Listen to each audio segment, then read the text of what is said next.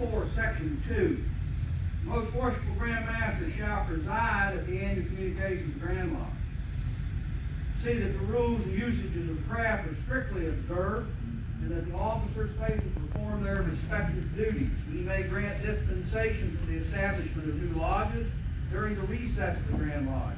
He may visit subordinate lodges at his pleasure and preside therein, inspect their records and proceedings, and instruct them in the correct mode of working, and in general exercise a supervising control of the craft throughout the state of Alabama, conforming in all things to the Constitution and regulations of the Grand Lodge and the ancient landmarks of the fraternity.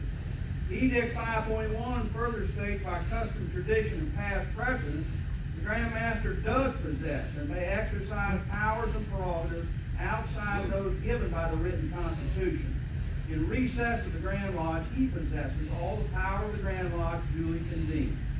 When a new Grand Master is duly installed and on his way home from the annual communications, his phone begins to ring, and emails and text messages begin to appear. They will not stop until he is making the same trip home 1 year later as a past Grand Master. Then they'll stop. Most anything that you can think of dealing with the lodges, Masonic code, conduct, disposition of Masonic offenses, code infractions, or any innumerable topics will be put before him during the year. He will keep a record of those decisions so that they will be then submitted to the Grand Lodge convened and at the annual communication for the brothers to approve. Only after serving the Grand Lodge line, and especially the office of Grand Master, does one really understand the amount of commitment and dedication involved. The past Grand Masters sitting in this room understand completely the point I'm attempting to explain to you. Our elected Grand Lodge line officers are beginning to understand, but will not fully realize the time required until they too are in that office. The biographies of the Grand Masters we have honored in the past all have noticeable similarities as it pertains to the fraternity. Most belong to several appendant bodies and have been heavily involved with these organizations, some holding high offices. Most have been members of this fraternity for a significant portion of their lives. All of them have been masters of their respective lodges and have held numerous appointed positions and offices before being elected into the Grand Lodge line. Each has sacrificed time with family, friends, and sometimes their livelihood to do the bidding of the Grand Lodge. Most, if not all, have had a desire to make a positive difference. How many, if they stop to think and reflect on that period when they were presented with that white apron, would have ever dreamed that their Masonic journey would culminate in their elevation to the office of the Grand Master of the Grand Lodge of Free and Accepted Masons of Alabama? Jon Michael Taylor was born on September 8, 1966. James and Bonnie Taylor and raised in Tarrant, Alabama. He graduated from Tarrant High School in 1984 and the University of Alabama in Birmingham in 1992. He has also earned degrees from the Community College of the Air Force, Jefferson State Community College, and the Air War College. He earned his master's degree from the Air University at Maxwell Air Force Base in 2010. Brother Taylor was initiated in the Dulcedo Lodge, number 596 in Tarrant, Alabama, on November 21st, 1987. Passed the degree of fellowcraft on December 14th, 1987, and raised with the sublime degree of Master Mason on January the 23rd, 1988. He was elected and served as Master of Dulcedo Lodge in 1994, and was then elected and served as Secretary of Dulcedo Lodge from July 2001 to present. That is what I find amazing. I've been Secretary 2 years. Well, I can't imagine that long.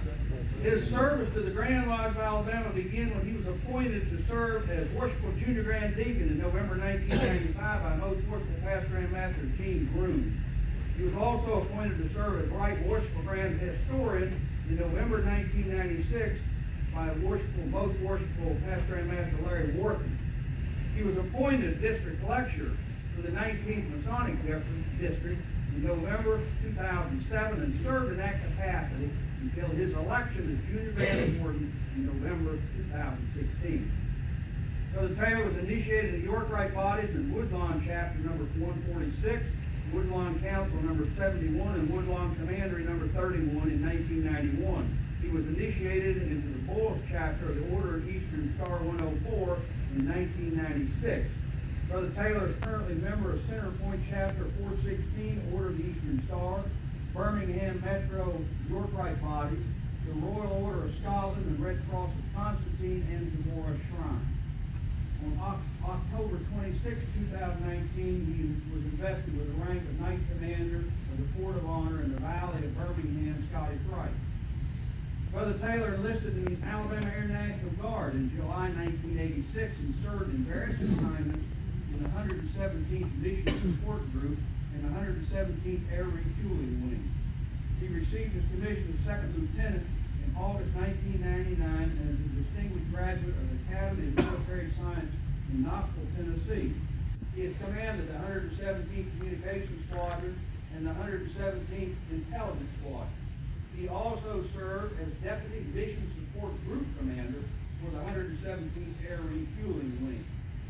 He is deployed to the United Arab Emirates, England, Germany, France, Italy, Turkey, and Guam in direct support of Operations Desert Shield, Joint Force, Allied Force, and Enduring Freedom.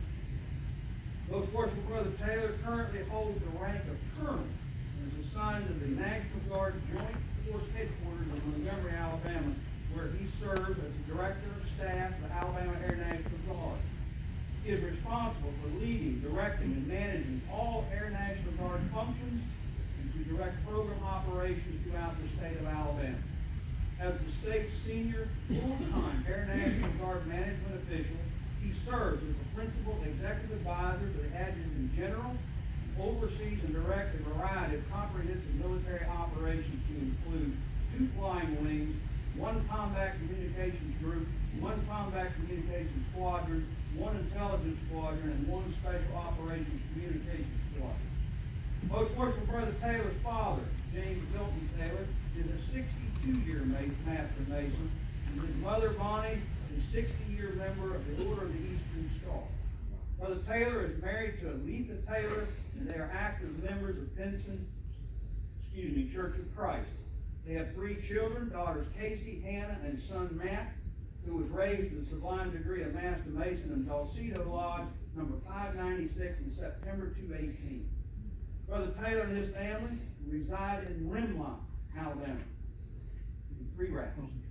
It is my privilege and distinct honor to present to you the most worshipful Grandmaster, most worshipful Jon Michael Taylor, Grand Master of the most worshipful Grand Lodge of Free and Accepted Nations of the state of Alabama.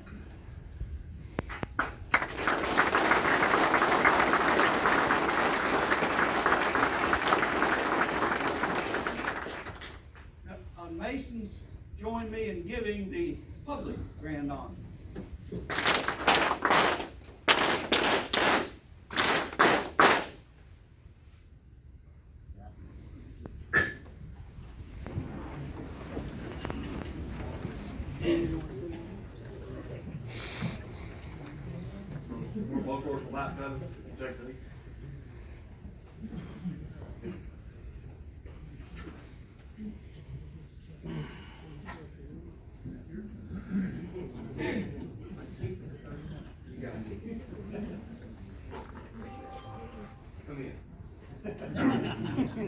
Ladies and gentlemen, let me tell you this first and foremost, how much I sincerely appreciate being here tonight. This is a tremendous honor for many reasons, not just to be recognized, but to be here with my brethren and my friends. Before I say a few remarks, I do want to get some introductions out of the way. I know we just had a lot of them, but I want to make sure that I personally introduce my wife, Aletha. I think most people in the room know her, but Aletha, would you please stand? I want y'all to see her. John read out a tremendous amount of accomplishments by all the men that were here, but I will tell you, and I know I speak for all of them, but I speak for myself specifically, I would not be here today. I would not have the opportunity to serve you if it was not for her.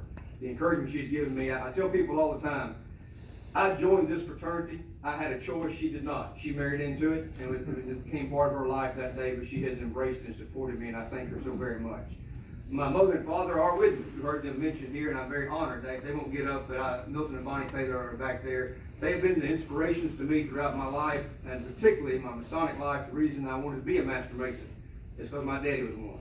And if he was one, I wanted to be one, and he got my petition and carried it in, and he's been traveling with me ever since. And so I thank both of them for being here with me tonight. Thank you.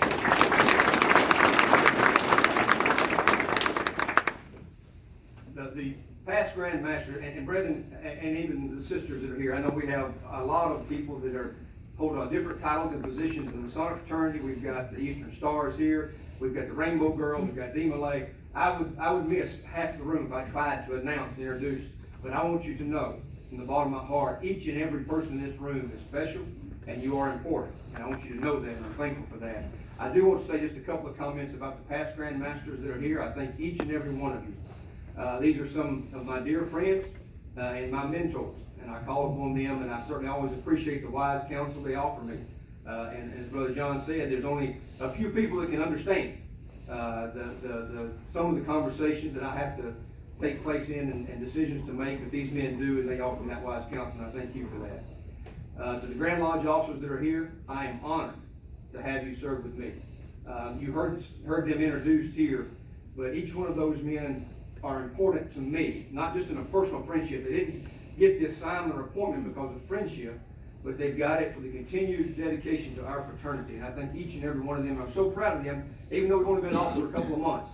They have been out. They've been out visiting, and they've been out assisting the lodges, and I thank you for that. It's a privilege to serve with y'all.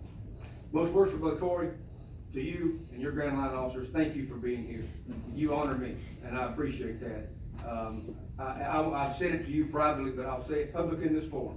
Brother, anytime that there's an opportunity for mutual benefit for our Grand Lodges, you'll always have my hand of friendship extended to you, and anything we can do to work together for the betterment of both of our fraternities, then we will do that. But thank each and every one of you for being here. I sincerely appreciate it. Thank you.